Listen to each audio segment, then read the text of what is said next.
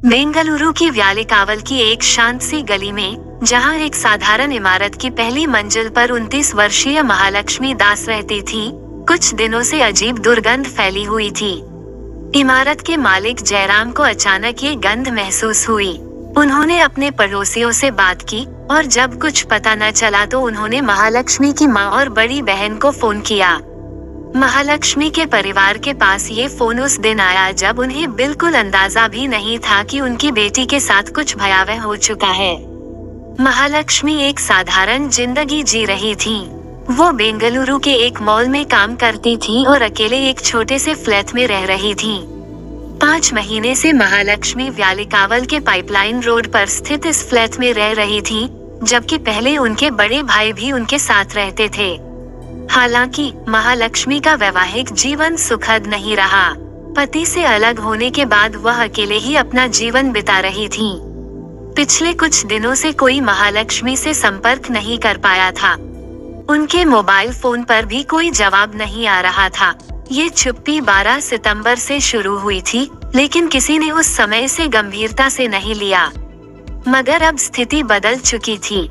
जब महालक्ष्मी की मां और बहन ने घर के दरवाजे को खोला तो उन्हें फर्श पर कीड़े रेंगते नजर आए। हवा में कुछ सड़ा हुआ महसूस हो रहा था और तभी उनकी नजर उस फ्रिज पर गई, जो 165 लीटर का सिंगल डोर फ्रिज था। जैसे ही उन्होंने फ्रिज खोला, एक डरावना दृश्य उनके सामने था। महालक्ष्मी के शरीर के 32 टुकड़े वहां पड़े थे, जो अब सड़ चुके थे। इस दृश्य को देखकर दोनों महिलाएं बेहोश हो गईं। मकान मालिक भी तुरंत बाहर भागे और पुलिस को सूचना दी।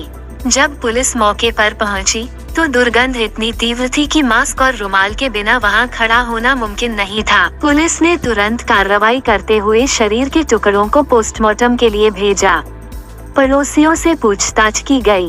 कुछ पड़ोसियों ने बताया कि महालक्ष्मी सुबह मॉल काम पर जाती थी और रात को देर से घर लौटती थी।